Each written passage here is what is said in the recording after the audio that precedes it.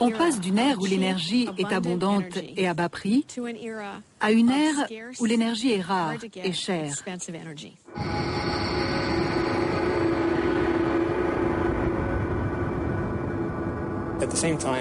En même temps, on se rend dépendant de régimes extrêmement instables, dans des régions très conflictuelles du monde.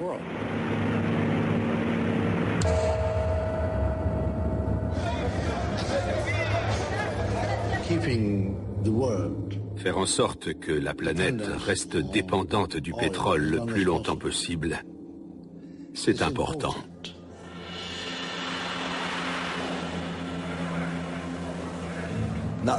Ici, il n'y a pas une personne sur 50, ni même sur 100, qui ait la moindre idée des problèmes auxquels nous allons être confrontés.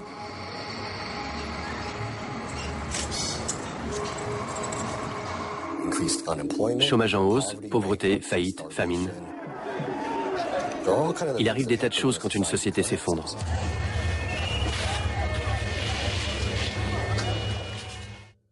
On va entrer dans un monde totalement nouveau. On va passer dans une autre dimension. Et ce, dans quelques années à peine.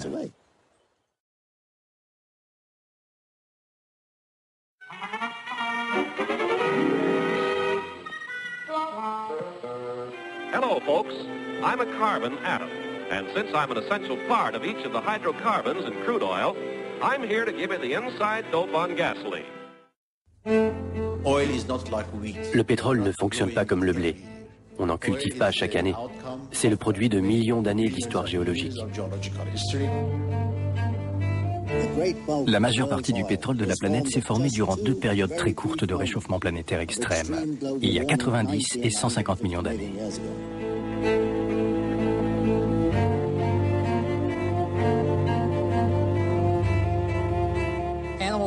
Les cadavres de végétaux et d'animaux marins qui gisaient au fond de l'océan ont été écrasés par des dépôts successifs de sable. Au fil des années, ils se sont de plus en plus comprimés sous les couches de sable et se sont transformés en hydrocarbures. C'est ce qu'on appelle la maturation des hydrocarbures. Lorsque la matière organique s'est retrouvée enterrée à une profondeur d'environ 2000 mètres, des réactions chimiques l'ont transformée en pétrole.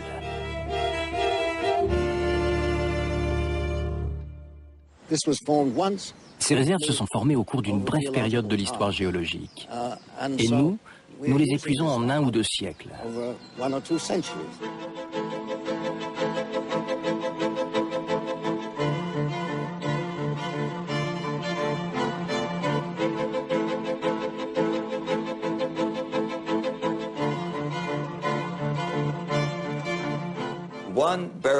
Un baril de pétrole raffiné, soit environ 160 litres d'essence, se vend un peu plus de $100. Il contient autant d'énergie, autant de travail qu'en fournissent 12 hommes pendant une année.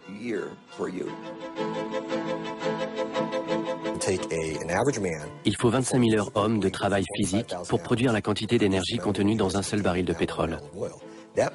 En Irak, extraire un baril du sol peut revenir à $1. En investissant $1, on obtient donc 25 000 heures de travail humain. Le pétrole est une source d'énergie si dense qu'elle est quasiment gratuite. C'est non renouvelable, c'est à très forte intensité capitalistique. C'est sans doute la plus inestimable des ressources naturelles jamais découvertes.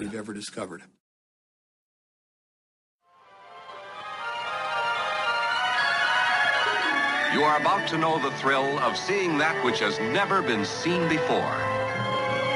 You are about to enter a beautiful, exciting, wonderful new world. The world of 1960. For the first time in history, you'll see a wonderful new world of Fords.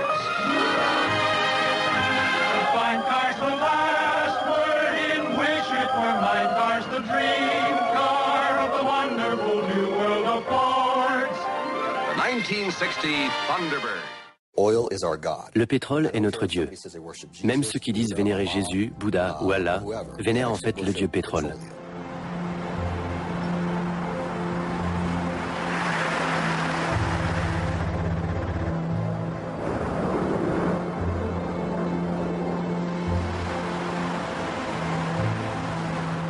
« 70% des barils de pétrole sont transformés en carburant pour les transports.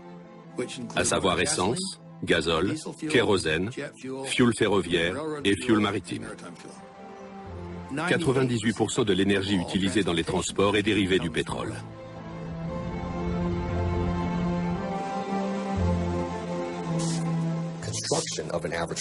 La fabrication d'une voiture standard consomme l'équivalent de 27 à 54 barils de pétrole selon les estimations. La fabrication d'un ordinateur de bureau consomme 10 fois son poids en combustible fossile. Celle d'une puce électronique, 630 fois son poids. Pour chaque calorie ingérée aux États-Unis et dans les autres pays industrialisés, on dépense 10 calories d'énergie issue des hydrocarbures.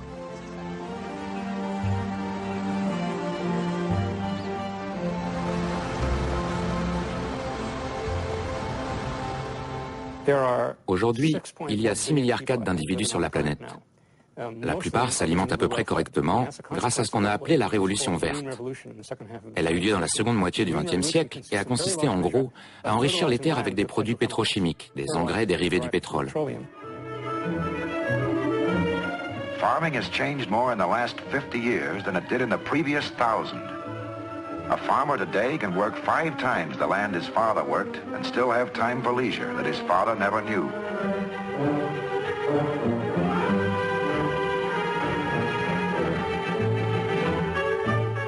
The petroleum that runs these modern hired hands has not confined progress in farming to the fields. Life is easier for the farm wife, too. What it comes down to is that the oil industry has to please Mrs. Martin and millions just like her. Already today, she's used some 87 petroleum products, including the plastic bacon wrapper and the wax of the milk carton. She'll top 100 before the day is over. Les liquides obtenus au cours de la transformation et du raffinage du pétrole sont la base de fabrication de tous nos produits pétrochimiques, chimiques, plastiques, pharmaceutiques. Ça fait une foule de choses.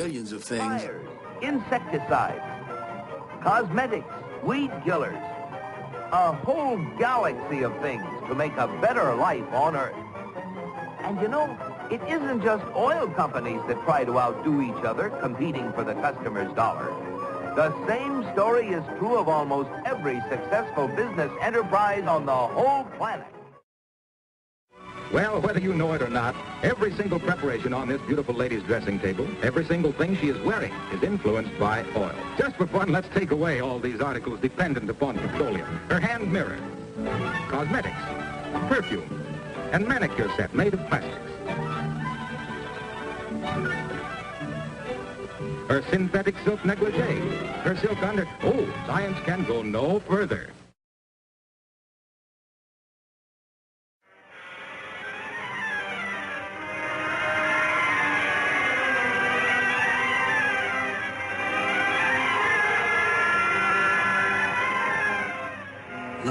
La mer Caspienne a été l'une des premières régions pétrolifères du monde.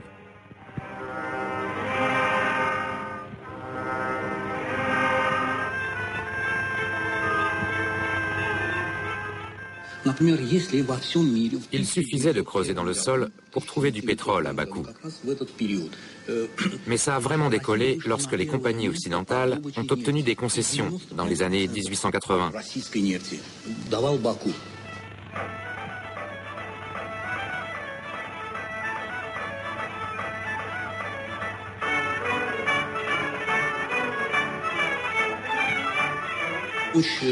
En 1900, 95% du pétrole russe venait de Bakou, en Azerbaïdjan.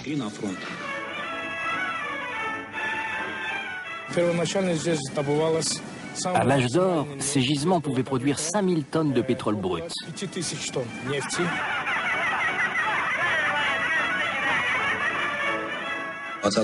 Bakou est devenu un immense centre industriel et l'une des villes les plus riches du monde.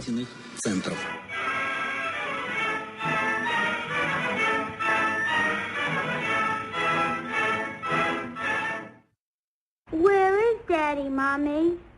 Well, Jeff, I'll just show you. We're here in the United States. And Daddy is down here in Venezuela.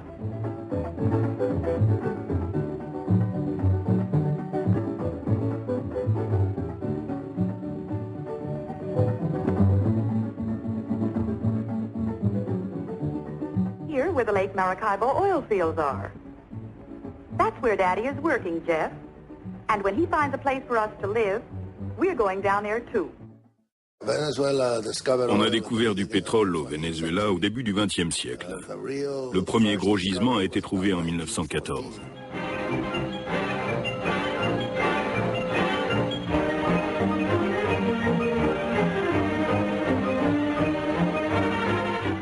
Le vrai tournant a eu lieu le 16 décembre 1922, quand du pétrole a jailli d'un puits à Cabimas. C'est resté dans l'histoire comme le jour de la pluie noire. L'équivalent de 150 000 barils a giclé vers le ciel pendant 2 ou 3 jours. Et le Venezuela est définitivement entré dans le cercle des pays producteurs de pétrole. Pendant un temps, le Venezuela a été le premier exportateur au monde.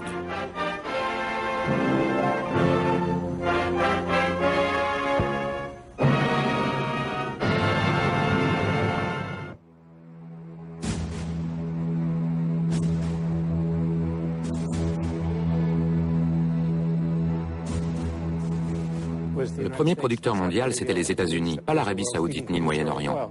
Notre puissance militaro-industrielle s'est bâtie en grande partie sur notre immense industrie pétrolière.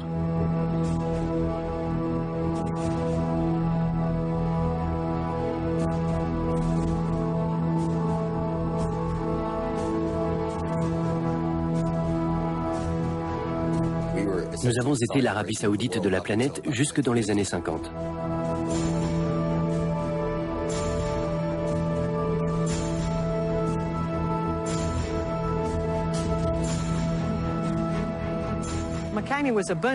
Makami a été une ville florissante pendant des années.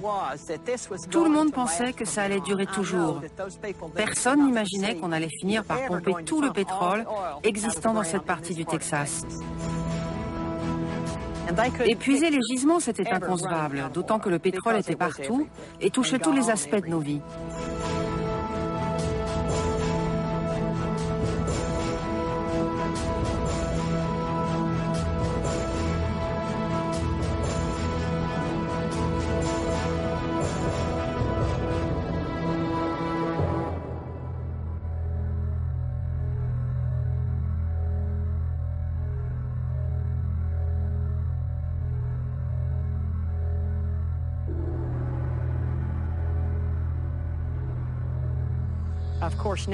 Évidemment, aujourd'hui, on sait bien qu'un jour ou l'autre, les réserves finiront par s'épuiser.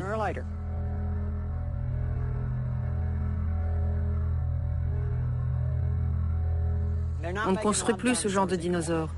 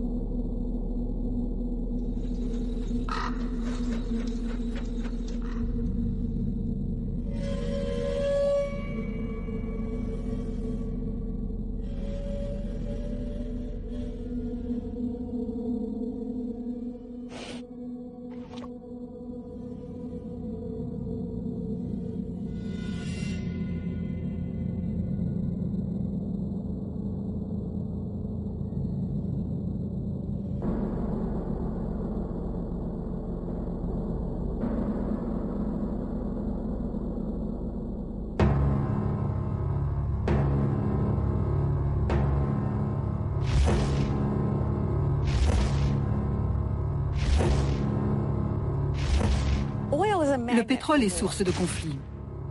Le pétrole déclenche des guerres.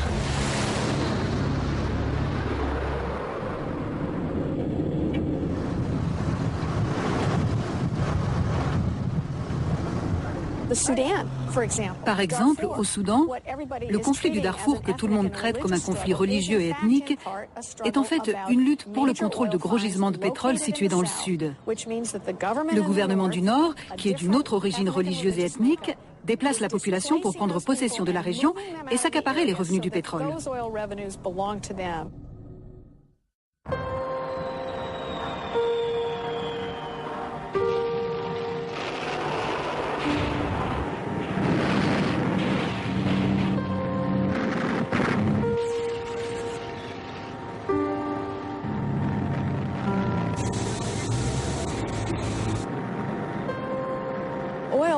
Le pétrole a toujours été associé aux guerres.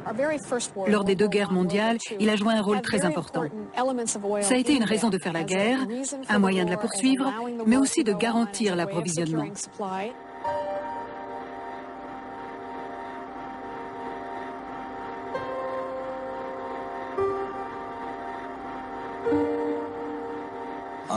Durant la Seconde Guerre mondiale, qui a été une guerre de machines, l'approvisionnement constant en pétrole de Bakou a assuré la victoire des Russes sur les Allemands.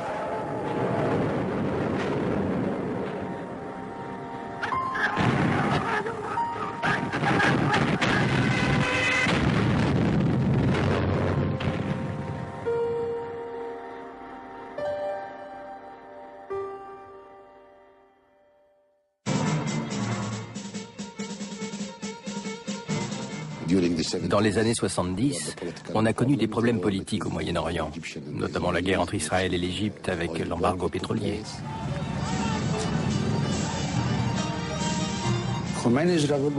La révolution de Khomeini, le problème palestinien.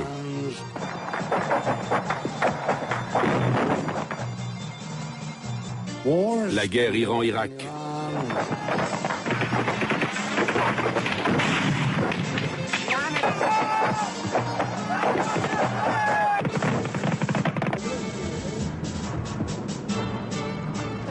La première guerre pour le pétrole, ça a été l'invasion du Koweït par l'Irak.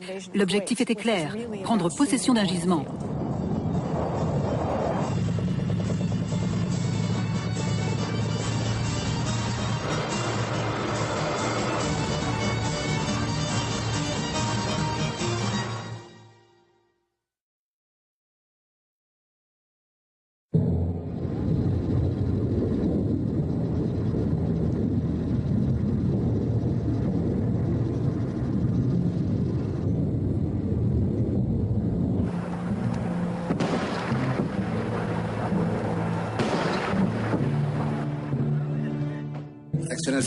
Votre Excellence, Mesdames et Messieurs, le pétrole irakien est un géant qui dort depuis de nombreuses années.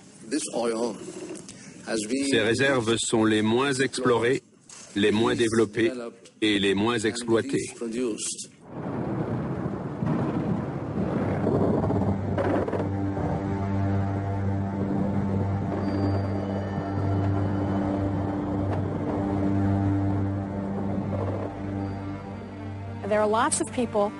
À Washington, pétrole est un mot tabou. Beaucoup de gens vous diront que le pétrole n'a aucun rapport avec la guerre, mais tout indique le contraire. Les États-Unis n'ont pas pris le contrôle des zones abritant des armes de destruction massive.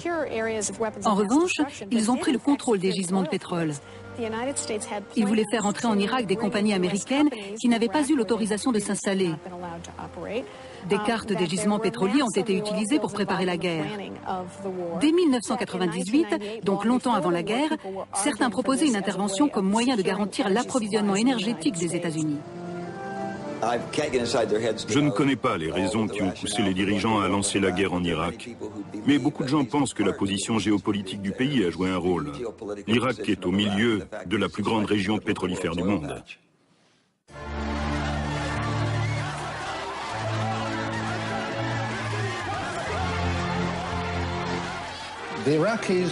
Les Irakiens voulaient se débarrasser de Saddam Hussein et étaient contents que les Américains les y aident. Mais regardez ce qui s'est passé.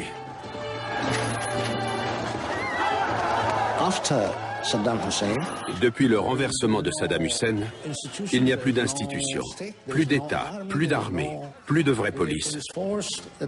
Des gens sont enlevés et décapités.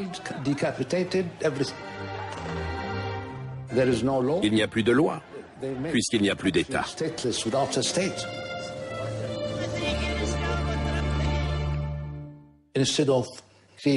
Au lieu de créer les conditions de la paix, ils ont créé les conditions de la guerre. Le pétrole va provenir de régions de moins en moins stables, de pays de moins en moins sûrs, où la production ne sera plus vraiment garantie. Le pétrole nourrit la guerre. Il la catalyse, il la prolonge, il l'intensifie. Ce n'est pas très encourageant.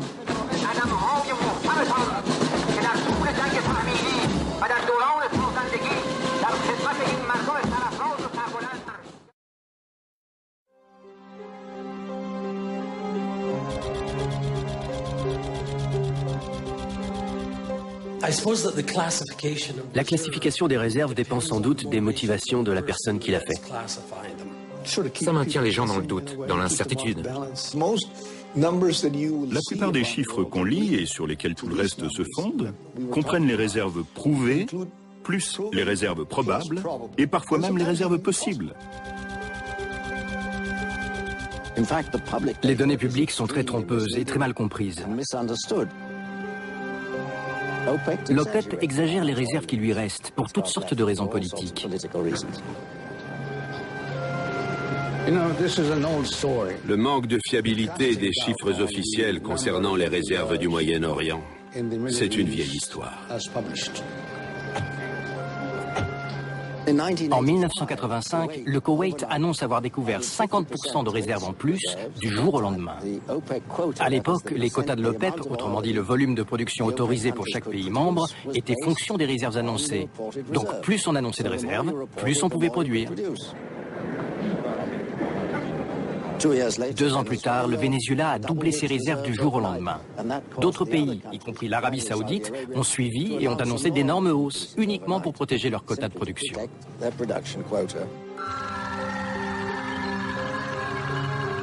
Et depuis, ces chiffres n'ont plus bougé. Or, il est totalement invraisemblable que ces chiffres restent stables alors que la production est continue. J'ai posé la même question. Vous produisez 8 ou 9 millions de barils par jour et à la fin de l'année, vos réserves sont les mêmes qu'en janvier et même qu'il y a 10 ans. Ils m'ont répondu, c'est notre stratégie. On produit du pétrole. Pour compenser la production de l'année, on augmente nos réserves prouvées de sorte qu'à chaque nouvelle année, nos réserves soient identiques à celles de l'année passée. Qu'on y croit ou pas, c'est en tout cas ce qu'ils disent. C'est leur stratégie. C'est comme ça que ça marche.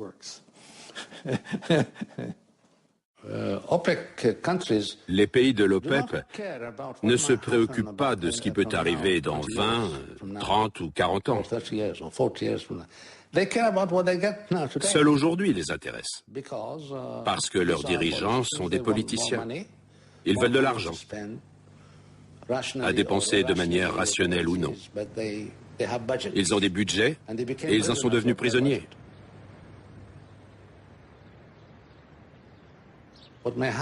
Peu leur importe ce qui arrivera dans 20 ans.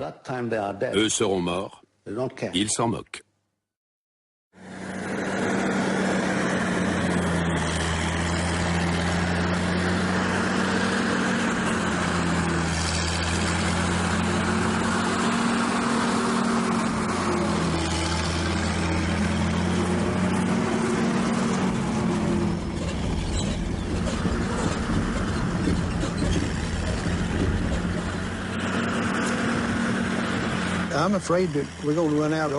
On va manquer de pétrole beaucoup plus tôt que les gens ne le pensent. Si j'ai bien compris, une fois le pic de production atteint, ils auront extrait plus de la moitié du pétrole enfoui dans le sol. Évidemment, avec le temps, on pourrait trouver le moyen d'extraire davantage de pétrole du sol qu'aujourd'hui. On pourrait l'extraire plus lentement. Mais ce n'est pas forcément faisable du point de vue économique. Cela augmenterait considérablement le prix du baril. Mais à un moment, on n'aura plus de pétrole.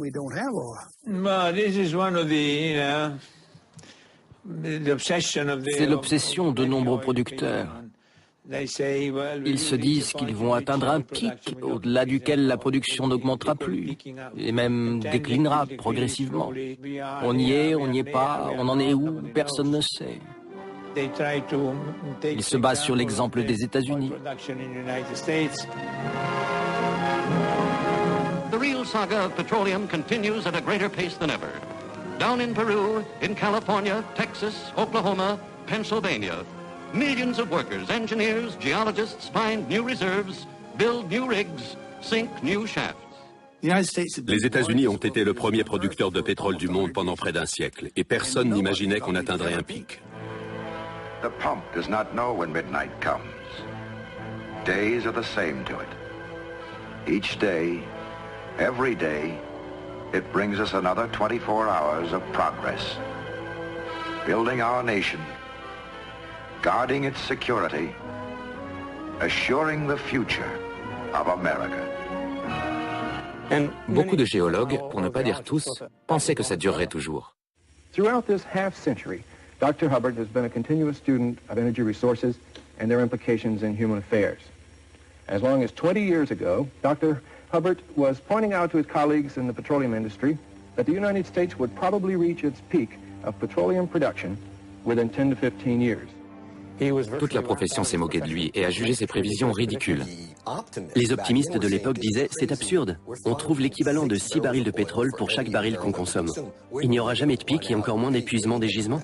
Huber a vu que la découverte de pétrole avait atteint un pic dans les années 30 et que depuis, elle déclinait. De là, il a extrapolé la production totale de pétrole.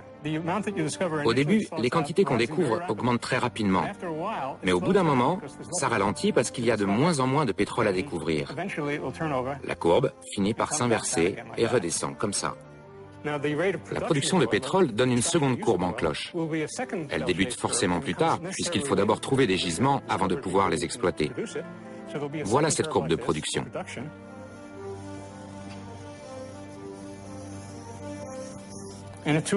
Les deux courbes se terminent à zéro. Le pic de la courbe de production est appelé le pic de Huber. If we've only produced about 50 billion barrels in 100 years, and if we have 100 billion barrels still to go, which is twice that amount, when will there first, how long will it be before there's an oil shortage? The U.S. will hit the peak of oil production in about 10 or 15 years from that date. Et ça s'est produit en 1970, comme il l'avait prédit.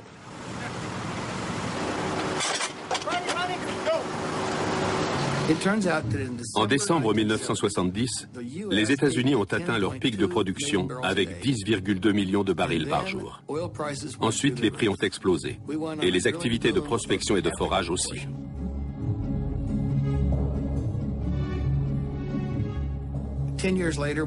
Dix ans plus tard, on forait 4,5 fois plus de puits de pétrole qu'avant le pic. Malgré cela, notre production domestique hors Alaska était déjà passée de 10,2 millions de barils par jour à 6,9 millions.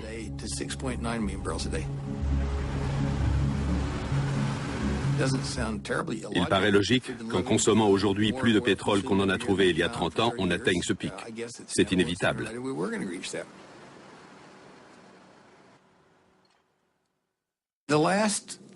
Finalement, les derniers grands gisements qui restaient à découvrir étaient ceux du versant nord de l'Alaska, de la Sibérie et de la mer du Nord. Ils ont été découverts en 1967, 1968 et 1969.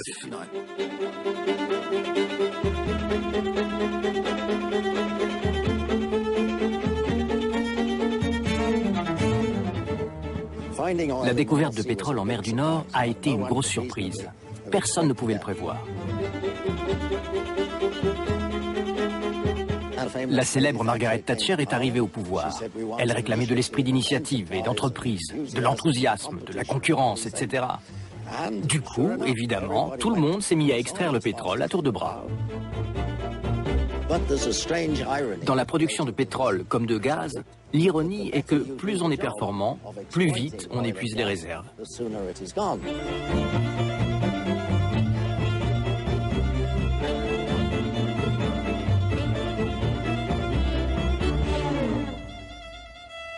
Aujourd'hui, le gouvernement britannique reconnaît qu'il deviendra bientôt importateur net de pétrole et que ses gisements seront épuisés en 2020.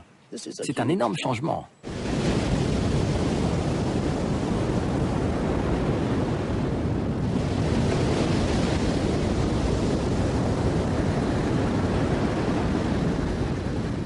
Il est totalement impensable qu'on soit passé à côté d'un gisement aussi grand que celui de la mer du Nord.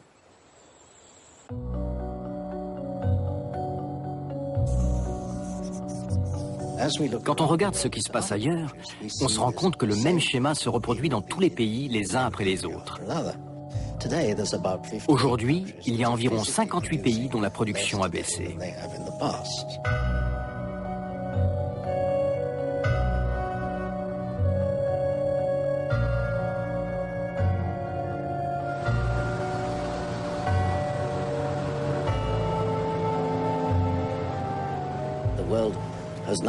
L'industrie pétrolière a suffisamment exploré la planète pour connaître toutes les zones prometteuses. Elles sont déjà toutes identifiées.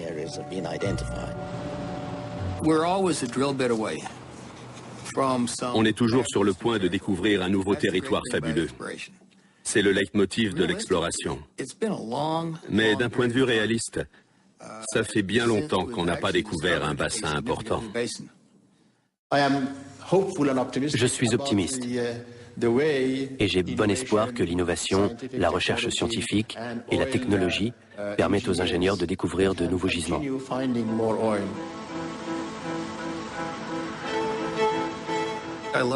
J'adore entendre les économistes dire que la technologie et le génie humain vont tout changer. Je leur réponds, laissez la technologie où elle est. J'en connais tous les aspects et on est à court d'idées. On a mis... «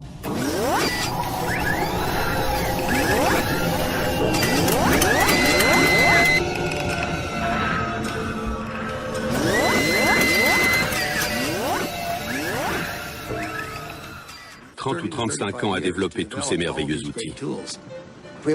On a déjà des technologies fantastiques pour trouver du pétrole. On a des études sismiques d'une résolution incroyable. On voit les plus petites formations sur l'écorce terrestre. On a une ingénierie très sophistiquée pour extraire le pétrole.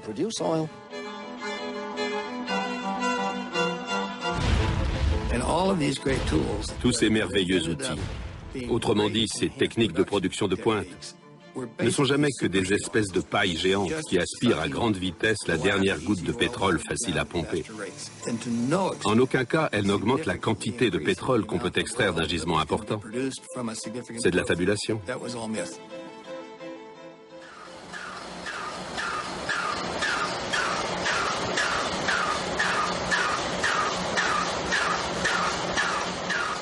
Dans certains cas, l'extraction est facile, rapide et bon marché. Dans d'autres, c'est le contraire.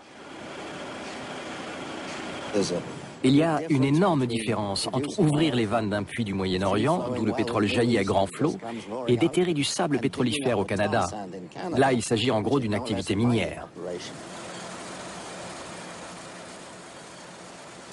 La production de pétrole à partir de sable ou de schiste pétrolifère consomme plus d'énergie tirée du gaz naturel qu'elle n'en fournit.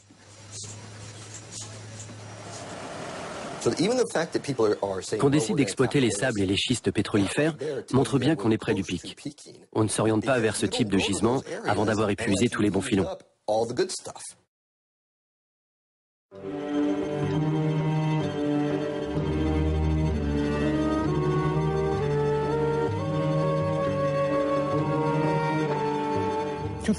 Deux tiers des réserves mondiales se trouvent en gros dans le golfe Persique.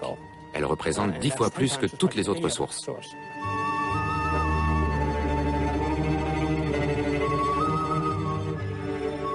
À l'heure actuelle, la seule région du monde qui n'a pas encore atteint de pic est le Moyen-Orient.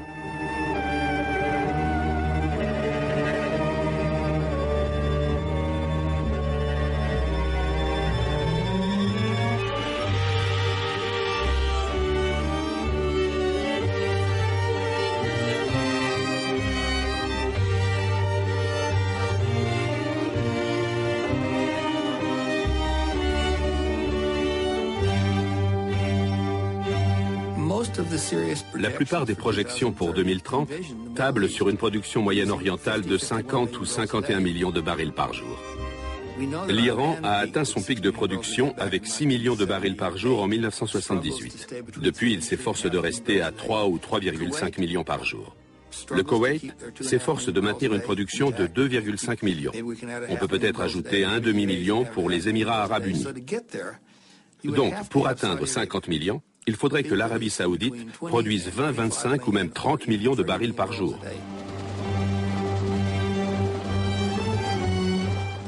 Or, cette époque est révolue depuis longtemps. 15 millions de barils par jour, c'est le mieux que l'Arabie saoudite espère pour les 50 ou 100 prochaines années. Au sein du royaume, certaines voix puissantes disent même clairement 12 millions de barils par jour, ça devrait être faisable. Mais il est totalement exclu qu'on puisse produire plus.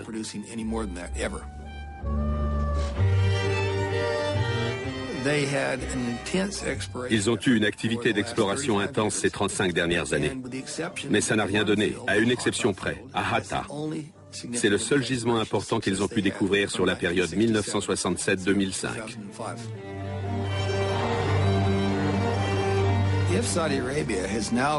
Si l'Arabie saoudite a dépassé son pic de production durable, je dirais clairement que le monde a dépassé son pic d'approvisionnement durable.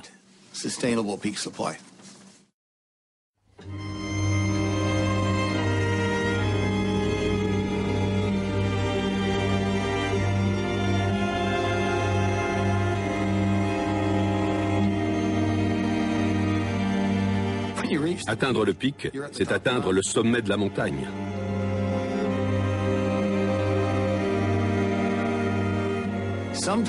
De l'autre côté, la pente peut être douce ou au contraire abrupte.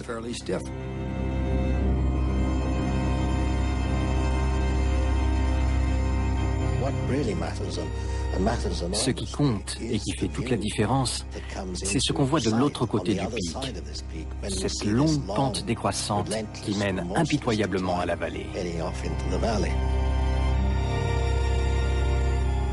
Le problème est que le monde s'est habitué à la pente ascendante de la montagne et qu'il doit aujourd'hui affronter la face opposée.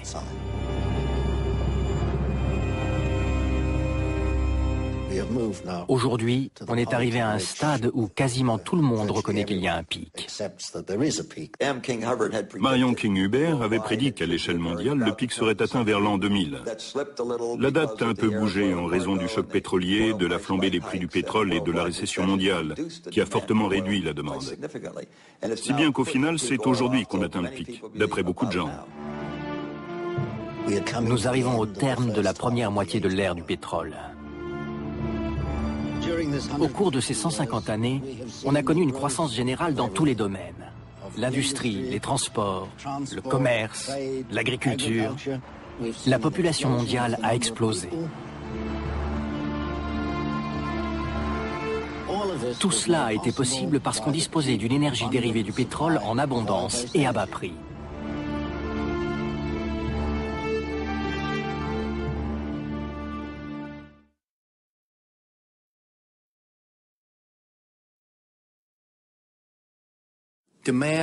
La demande est en hausse et l'offre plafonne. Si on veut répondre à la demande, il faut passer de 80 millions de barils produits aujourd'hui à 120 millions en 2030. Mais pour y arriver, il faudrait ajouter 200 millions de nouveaux barils par jour. Une bonne part de ces nouveaux barils servira à compenser la diminution des puits existants.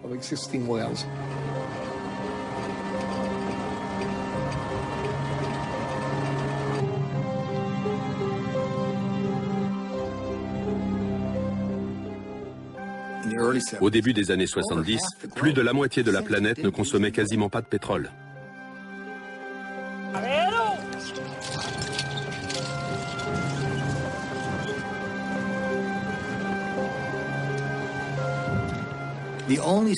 Les seuls grands consommateurs étaient l'Europe, un peu le Japon, les États-Unis, le Canada et l'ex-URSS.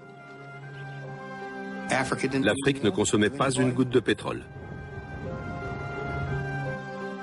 Le Moyen-Orient non plus, ni aucun pays asiatique, hormis le Japon.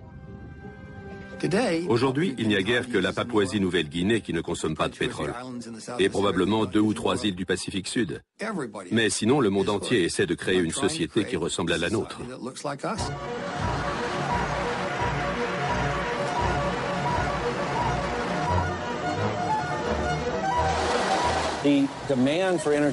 La demande d'énergie augmente encore plus vite qu'on ne l'avait prédit il y a 5 ans. Partout dans le monde, les gens voient la qualité de vie qu'on a dans les pays développés et ils veulent la même chose. Ils veulent une belle voiture, une belle maison, la climatisation et un réfrigérateur. Et pourquoi n'y aurait-il pas droit ?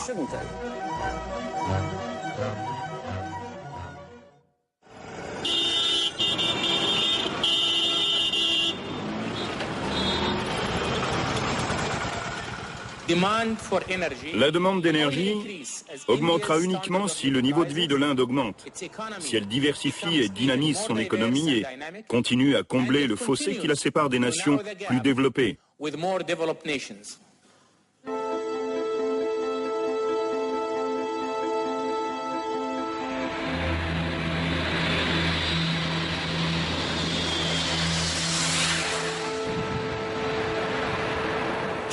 La Chine ne va certainement pas stopper brutalement sa croissance. Sa demande énergétique augmente de manière exponentielle et ça ne fait que commencer.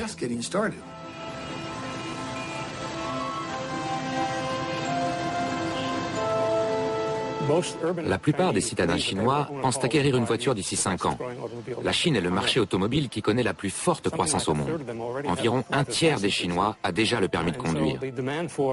La demande chinoise de pétrole et d'essence va exploser.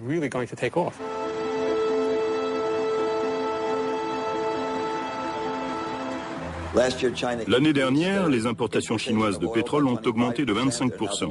Aujourd'hui, la Chine est le deuxième importateur mondial. Sa consommation de pétrole aurait augmenté de 14,7%, ce qui paraîtrait vraisemblable pour un pays au taux de croissance annuel de 10%. D'ailleurs, ce taux est multiplié par 2 en 7 ans et par 4 en 14 ans. Leurs besoins énergétiques ne font qu'augmenter. La Chine et l'Inde passent à table alors qu'il ne reste que la moitié du gâteau. Elles vont devoir se battre avec nous pour se partager les restes.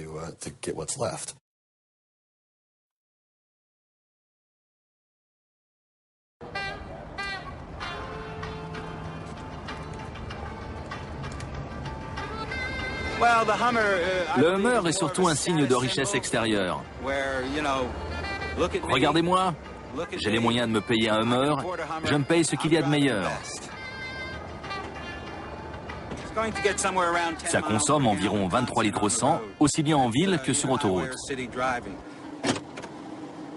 6 litres, 325 chevaux et un couple de 515 Nm.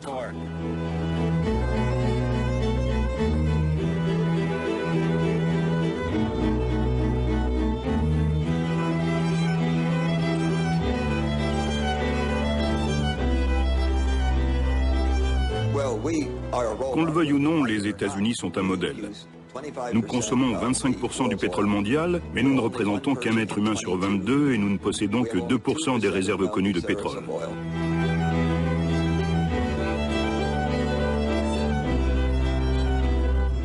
On a une consommation d'énergie effrénée. Ça restera comme ça tant qu'on sera riche et que l'énergie sera bon marché.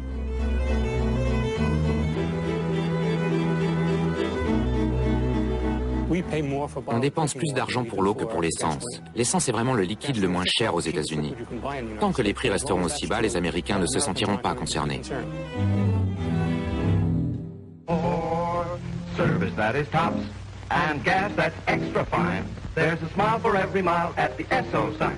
E-S-S-O makes your car go. Happy motoring.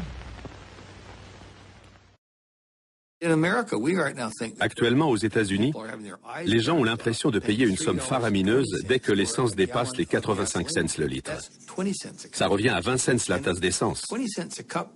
Ça paraît futile, mais dans une berline américaine standard, on peut mettre 1 à 6 personnes avec des tonnes de bagages dans le coffre et parcourir 2,5 km en quelques minutes pour 20 cents. Si on n'a pas d'essence, on peut louer les services de quelqu'un qui a une voiture à cheval, un vélo ou un pousse-pousse. Mais si on lui propose de nous transporter à plusieurs sur 2,5 km pour 20 cents, il va vous rire au nez.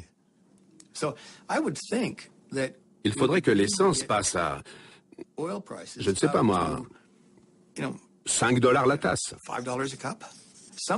En tout cas, à un niveau à peu près égal à ce qu'on paie pour une foule de produits qui nous rendent moins de services et qui ne sont pas davantage renouvelables.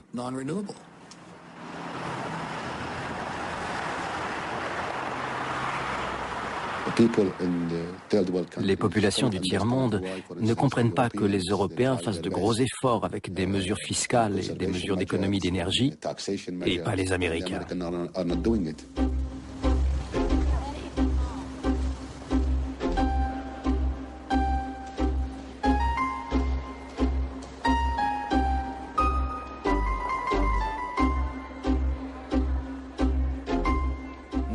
Dans notre pays, il n'y a pas une personne sur 50, ni même sur 100, qui ait la moindre idée des problèmes auxquels nous allons être confrontés. Si on attend le pic de production de pétrole pour entamer la transition, les conséquences économiques seront très graves. Si on anticipe le pic de 10 ans, elles seront graves. Pour éviter tout dommage économique, il faut anticiper le pic de 20 ans. Or, je suis sûr et certain que nous n'avons pas 20 ans devant nous, ni même 10. Nous sommes déjà au pic. Thank you all for coming. Please be seated.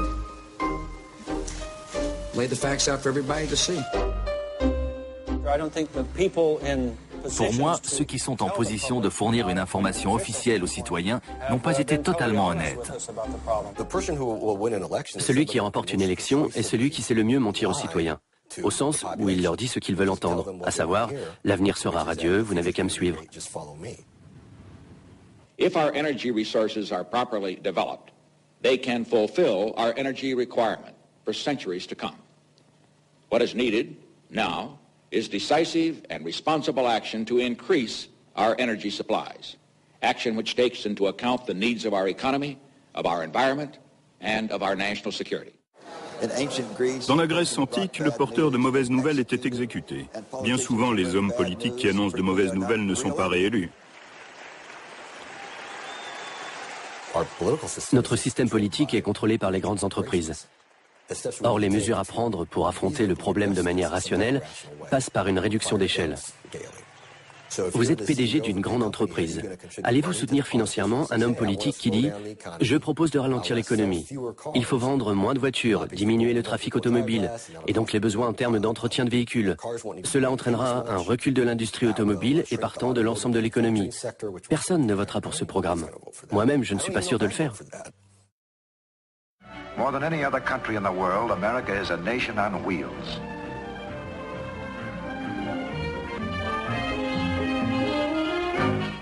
The automobile and the power behind it have been major factors in the growth of our country. We can drive anywhere we want to, at any time, for any reason, including fun. Quelque part, nous sommes victimes de notre succès.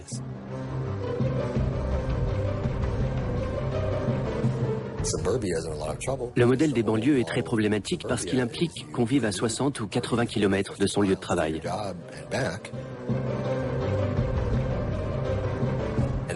Ce n'est viable que si l'essence reste relativement bon marché.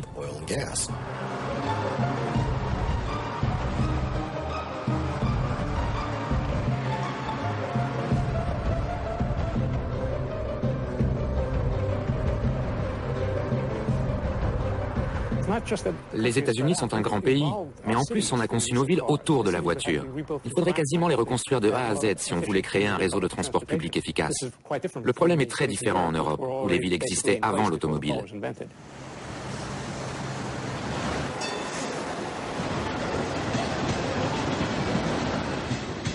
Donc oui, la fin du pétrole dont on est si friand sera un coup terrible pour les États-Unis.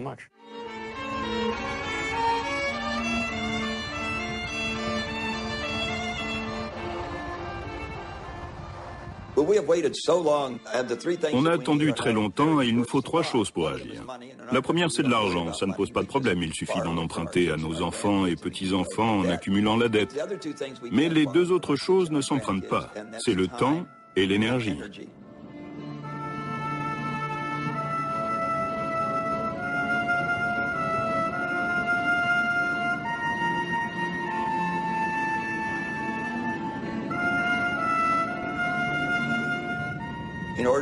Pour garder de l'énergie à investir et gagner du temps, on a besoin d'un programme très ambitieux d'économie d'énergie. Et puisque les États-Unis consomment 25% du pétrole mondial, nous devons prendre la tête des réformes. Nos concitoyens sont patriotes et ont l'esprit d'entreprise. S'ils avaient vraiment connaissance du problème, je suis convaincu qu'ils réagiraient et prendraient les mesures qui s'imposent pour effectuer cette transition avec le moins de casse possible. Si on dit aux Américains, on a sorti une toute nouvelle voiture qui roule à l'hydrogène, vous pouvez aller l'acheter. Ils seront tout de suite partants. Mais si on leur dit que pour s'adapter, il faut qu'ils passent au vélo, ils refuseront.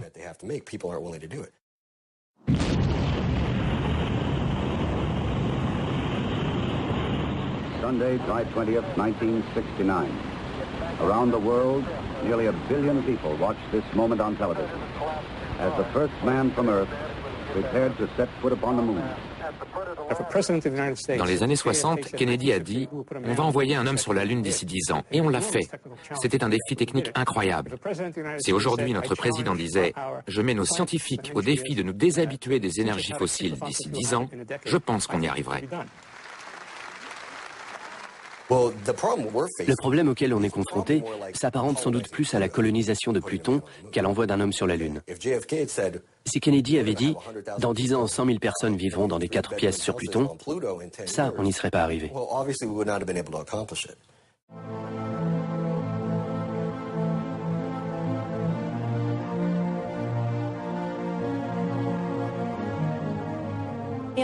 Sur les 40 dernières années, aucune administration américaine n'a entretenu des liens aussi étroits avec les compagnies pétrolières que l'administration Bush. C'est aussi celle qui a le plus lié la sécurité énergétique à la sûreté nationale et à la politique étrangère des États-Unis. On ne possède que 2% des réserves, on consomme 25% de la production mondiale. On importe donc énormément et cela a forcément une incidence sur la politique étrangère.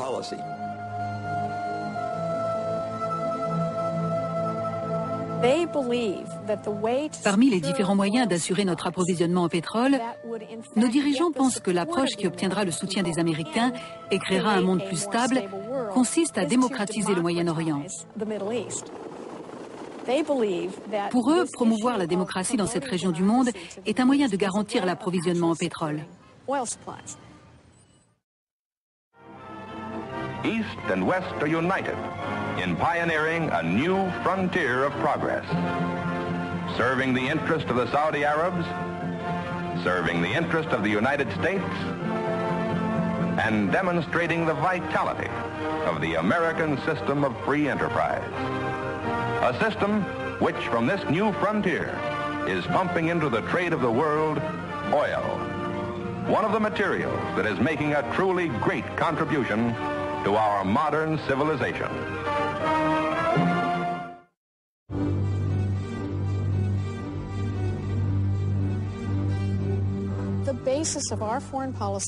Depuis 1945, la politique étrangère américaine repose sur un échange de bons procédés. Les États-Unis assurent la protection des dirigeants saoudiens en contrepartie de la garantie d'un approvisionnement en pétrole bon marché. Or, aujourd'hui, cet échange est menacé.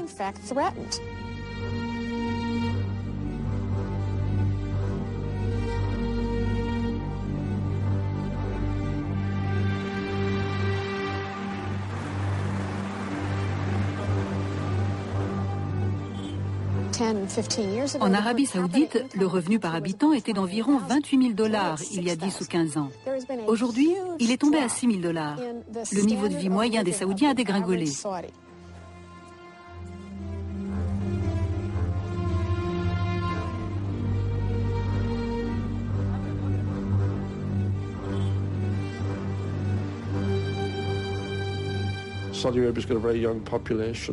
La population d'Arabie Saoudite est très jeune et il n'y a pas de travail pour tout le monde. Beaucoup de gens ne se sentent pas partie prenante de la société. Ils se sentent aliénés. Il y a beaucoup de tensions entre l'oligarchie qui dirige le pays et la population. Au sein du mouvement fondamentaliste, beaucoup pensent que le régime saoudien est totalement corrompu. Qu'en gros, il vend du pétrole à l'Occident en échange d'armes qu'il utilise contre la population.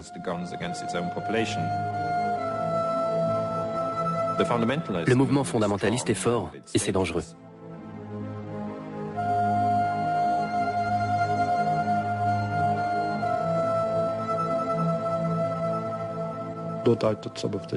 Certains terroristes qui agissent en Irak sont saoudiens.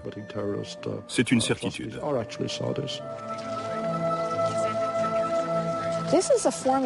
C'est une formule qui pourrait déboucher sur un vrai conflit. L'Arabie Saoudite prend une direction très dangereuse. La stabilité du pays à long terme est très loin d'être acquise.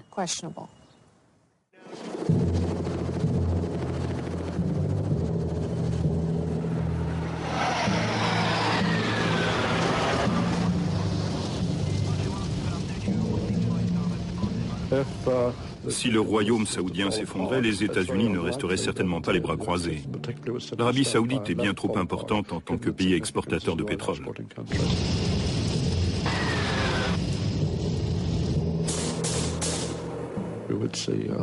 Il y aurait certainement une intervention américaine, malgré la leçon irakienne et tous les problèmes générés par la guerre en Irak. Un scénario qu'on est nombreux à redouter, c'est que les États-Unis aillent tout simplement prendre le pétrole dont ils ont besoin par la force.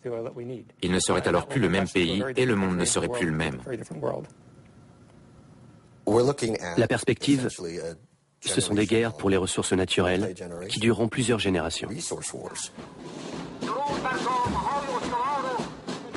En fin de compte, il n'y a que deux options. La première consiste à militariser l'approvisionnement en pétrole. Pour cela, il faut faire comprendre aux citoyens que s'ils veulent continuer à conduire des 4x4 et à garder les mêmes modes de consommation d'énergie, ils devront enchaîner les guerres, les unes après les autres.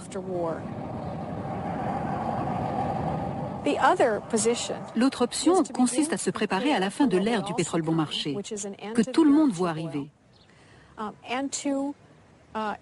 Il faut investir dans des énergies alternatives qui soient propres et sûres et qui aient moins d'effets délétères sur la situation politique et sociale des pays exportateurs de pétrole.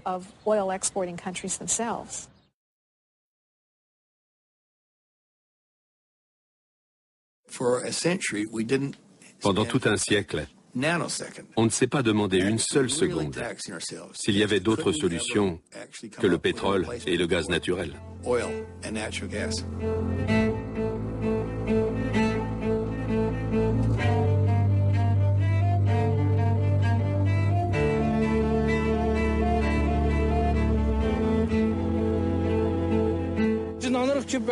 Les ressources naturelles peuvent s'épuiser, mais pas celles de l'être humain. Je suis convaincu qu'une fois qu'on n'aura plus de pétrole, l'humanité saura inventer de nouvelles ressources pour les transports et l'alimentation.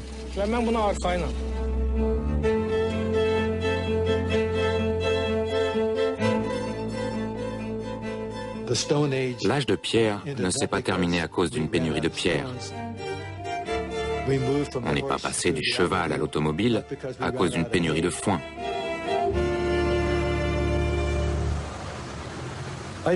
Il ne faut pas oublier le génie humain. Actuellement, on se dirige vers la voiture hybride, qui allie un moteur à combustion interne et un moteur électrique. J'ai une voiture hybride. Elle consomme 5 litres au 100. Même à 2,50 $ le litre, je pourrais encore faire le plein et rouler 800 km. C'est pas mal. Même si d'un coup de baguette magique, on pouvait transformer toutes les voitures en circulation en véhicules hybrides, dans 5 ou 7 ans, notre consommation d'essence serait de nouveau au même niveau qu'aujourd'hui. Parce que chaque année, notre économie croît. Et ça se traduit par une hausse de la consommation de pétrole.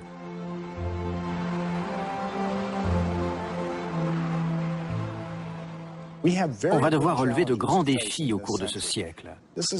La planète compte actuellement 6 milliards d'êtres humains, et peut-être 9 à la fin du siècle. Le problème est énorme.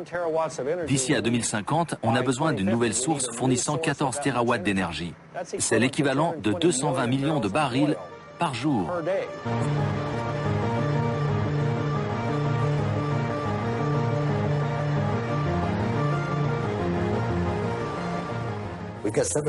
On a 700 millions de moteurs à combustion interne en circulation dans le monde. L'échelle pose problème. Il faut se demander ce qui peut remplacer les combustibles fossiles dans les transports. La solution, c'est l'hydrogène. C'est ça qui va remplacer l'essence, à terme. Une économie basée sur l'hydrogène est une bonne idée en théorie. Mais en pratique, les difficultés sont nombreuses. C'est un peu le problème de l'œuf et de la poule. L'industrie rechigne à investir massivement dans la technologie de la pile à combustible parce qu'il n'y a pas d'infrastructure pour produire et distribuer de l'hydrogène à bas prix. En même temps, cette infrastructure ne se crée pas parce qu'il n'y a pas de demande. Alors comment faire? Sans compter que des deux côtés, il faudra de grandes avancées technologiques. La pile à combustible, la production d'hydrogène, le transport et le stockage. Tout cela reste à inventer. Actuellement, il faut 10 à 20 litres d'essence pour fabriquer assez d'hydrogène pour rouler autant de kilomètres qu'avec 4 litres d'essence. En l'état, l'hydrogène ne présente donc aucun intérêt. Pour l'hydrogène, il faudra attendre au moins 40 ans. Au moins 30 ou 50 ans, minimum.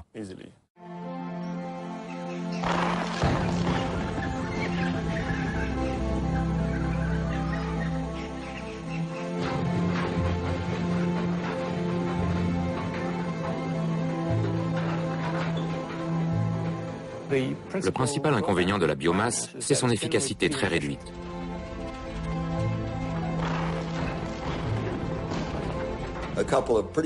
Selon plusieurs chercheurs américains de renom, au final, l'éthanol fournit moins d'énergie que sa fabrication n'en a consommé. Les quantités d'éthanol et de biodiesel qu'on pourrait produire sont très limitées. Ça ne remplacerait qu'une infime partie des combustibles qu'on consomme aujourd'hui. Prenez la production de biodiesel, montez-la au maximum et multipliez ça par 10. Ça ne sera jamais qu'une goutte d'eau dans l'océan par rapport à tout ce que le pétrole couvre comme besoin.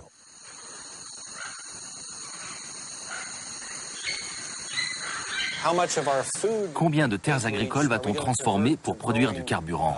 Quel niveau de faim dans le monde est-on prêt à supporter si on opte pour les agrocarburants?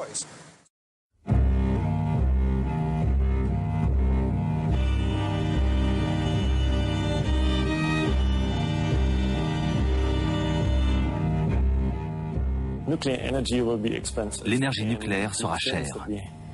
Tout ce qu'on a expérimenté au cours des 20 à 40 dernières années dans le domaine du stockage des déchets, surtout en Europe où il y a beaucoup de débats autour de ces questions, tout cela a besoin d'être repensé. La population s'inquiète du risque d'explosion et autres incidents nucléaires. Il y a aussi la menace terroriste. Pour remplacer tous les combustibles fossiles qu'on brûle aujourd'hui dans le monde, soit 10 terawatts, il faudrait construire 10 000 très grosses centrales nucléaires. 10 000. Et même si on les faisait marcher à l'uranium-235, les réserves mondiales d'uranium seront épuisées dans 10 ou 20 ans. Donc au mieux, ce serait une solution de transition.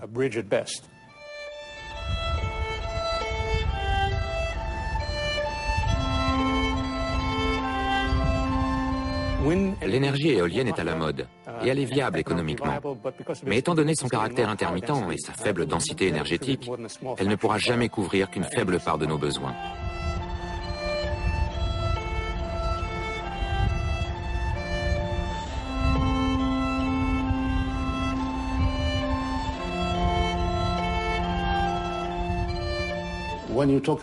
Quand on parle de l'éolien et du solaire, en fait, c'est tout petit. Can we turn that on a little bit more? Oh, yeah. Okay. So here, this is actually an artificial light. In sunshine, this does the same thing. And so this little machine is converting light directly into electric power. It'll convert 10 or 12% of sunlight directly into electric power. And we do have the technology to know how to do it? We have the technology right now. We know how to do it. Yes, we don't build these big power plants tomorrow morning, but we know how. It takes a lot of development of equipment and so on. But we know how to do it now.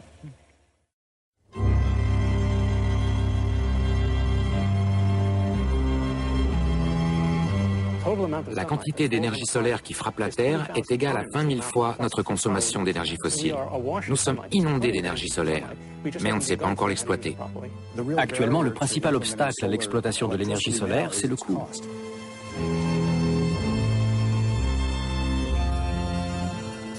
Pour produire une quantité d'énergie à peu près égale à notre consommation de combustibles fossiles, il faudrait couvrir la moitié de la Californie de panneaux solaires.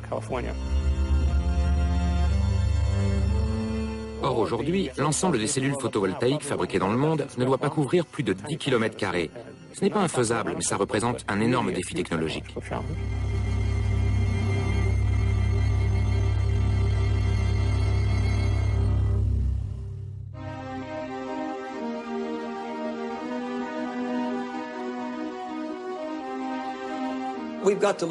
Il faut prendre en compte toutes les sources d'énergie.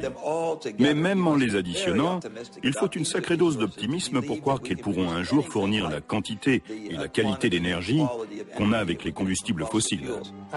La demande mondiale tourne actuellement autour de 25 à 30 milliards de barils par an et croît à une vitesse alarmante.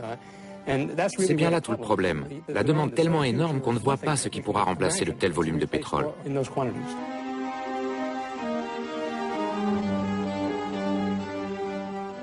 Il y a beaucoup d'idées qui circulent, mais une idée reste une idée tant que personne n'essaie et montre que ça marche, avec ou sans effet secondaire, ou que ça ne marche pas. C'est ce qu'on appelle la recherche. Mais on n'en fait pas actuellement.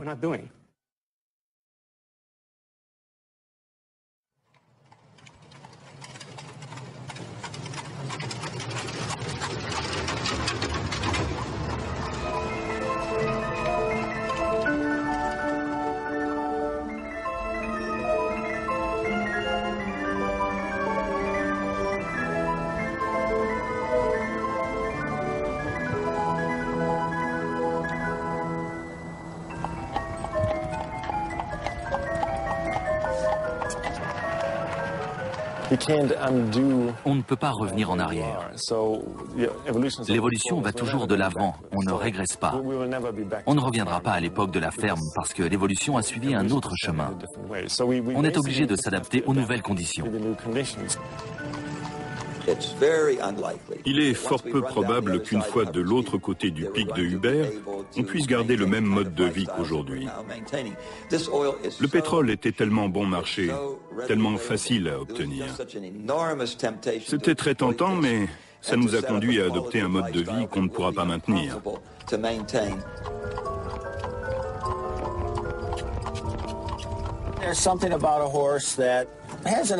Le cheval a un charme que l'automobile n'a pas. C'est un être vivant. Et au fil du temps, une certaine affection naît entre l'homme et la bête.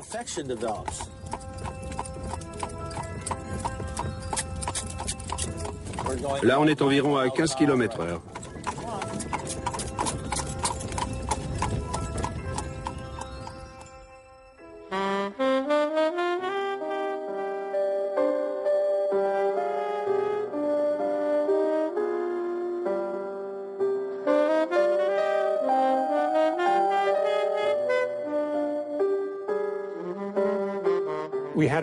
On a connu une situation similaire à ce qui nous attend avec le pic de pétrole.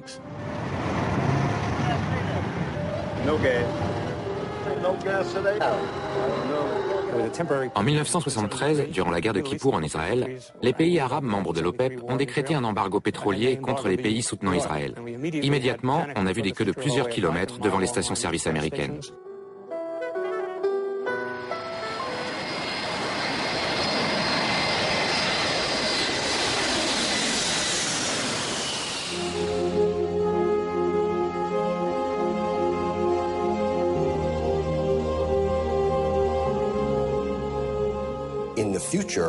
À l'avenir, l'Américain moyen ne pourra plus se payer un voyage en voiture ou en avion.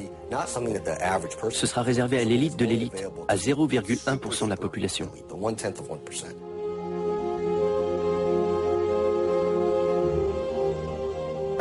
Un étudiant m'a demandé si ses petits-enfants pourront encore prendre l'avion. C'est une question pertinente, parce que la réponse pourrait bien être non.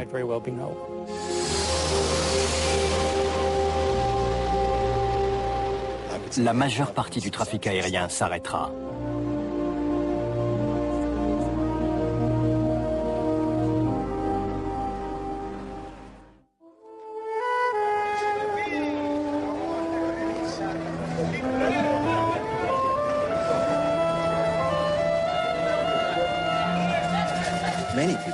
Beaucoup de gens pensent que c'est l'argent qui fait tourner le monde.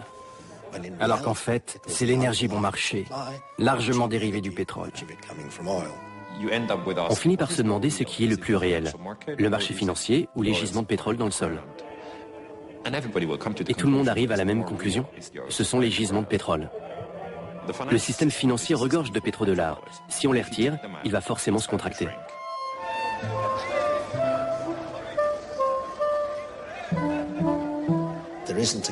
Il n'y a pas une société cotée en bourse qui ne mise pas implicitement sur un pétrole bon marché. Or, cette époque-là est déjà révolue. Donc, presque toutes les entreprises cotées sont en fait surévaluées. Lorsque la communauté financière en prendra conscience, on risque d'assister à des réactions exagérées et à un effondrement de la bourse. Ça me paraît fort probable.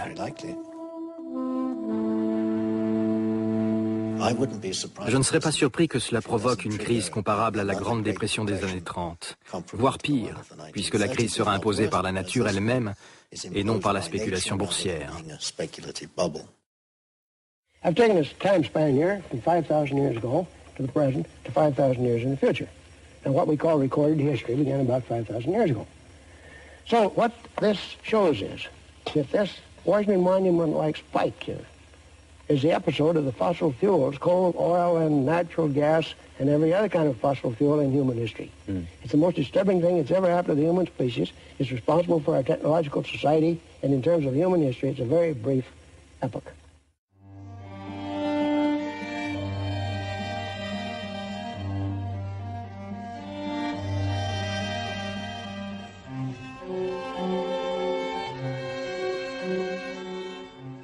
À l'époque du Christ, il y avait environ 300 millions d'individus sur la planète. À la fin du XVIIIe siècle, à l'arrivée du charbon, ce nombre avait doublé. Depuis l'apparition de ce bon vieux pétrole, la population mondiale a été multipliée par 6.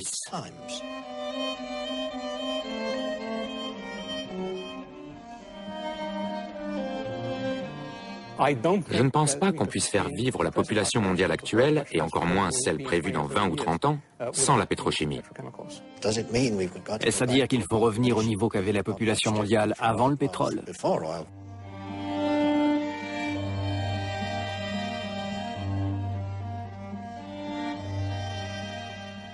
Combien d'individus la Terre peut-elle faire vivre en l'absence de combustibles fossiles? Beaucoup de gens disent 1,5 milliard, voire 2 milliards.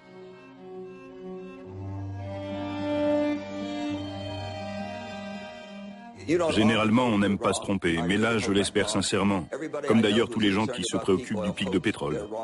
Malheureusement, je pense qu'on a raison.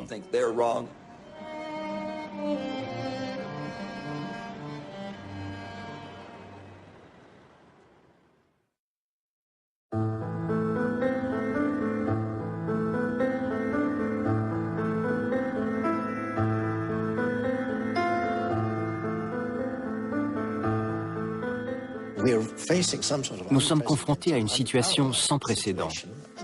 C'est d'ailleurs pour cela qu'on a tant de mal à l'accepter. On se dit qu'il y a forcément une solution.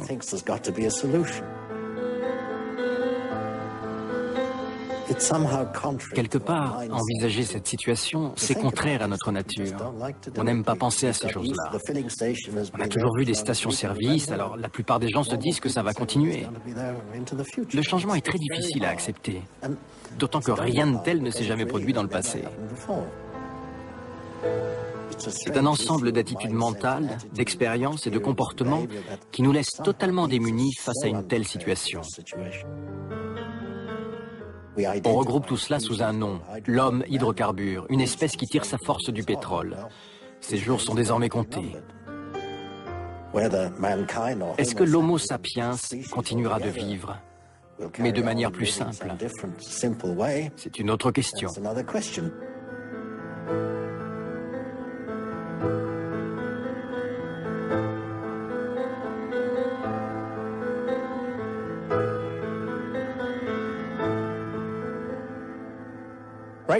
À l'heure actuelle, il nous manque la volonté politique, non seulement aux États-Unis, mais à l'échelle mondiale. Il manque la volonté politique de prendre conscience du problème et de l'affronter.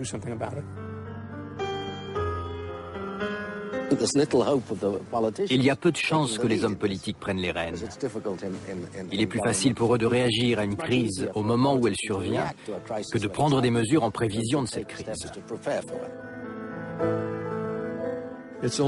Rien ne se fera tant que les électeurs ne prendront pas leur téléphone pour dire à leurs députés « Vous devez agir et nous vous soutiendrons, quelles que soient les mesures que vous prendrez ». Or, ils ne le font pas.